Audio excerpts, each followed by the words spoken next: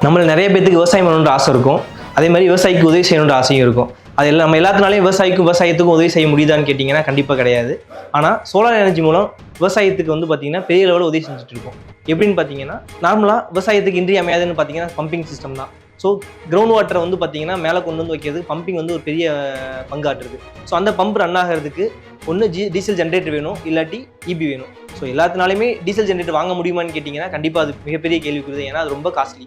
அதே மாதிரி எல்லாத்தினாலுமே வந்து கவர்மெண்டோட ஃப்ரீ ஸ்கீமில் மோட்டர் அமைச்சிக்க முடியுமான்னு கேட்டிங்கன்னா அதுவுமே சில பல காரணத்தினால எல்லா விவசாயினாலையுமே வந்து பார்த்தீங்கன்னா அந்த ஃப்ரீ கரண்ட் ஸ்கீமை வந்து பார்த்தீங்கன்னா வாங்கிக்க முடியல. ஸோ இந்த மாதிரி உங்களுக்கு தெரிஞ்சவங்களுக்கோ உங்களால் ஃப்ரீ கரண்ட் வாங்க முடியாமல் அவங்க விவசாய நிலம் சும்மா போட்டிருக்காங்களா, அந்த மாதிரி வந்து எங்களை கான்டெக்ட் பண்ணுங்க. நாங்கள் சோலார் பம்பிங் சிஸ்டம் மூலம் அவங்களுக்கு கிரவுண்ட் வாட்டரை மேலே எடுத்து கொடுத்து விவசாயத்துக்கு நல்ல ஒரு சப்போர்ட் பண்ணி கொடுக்குறோம். தேங்க்யூ.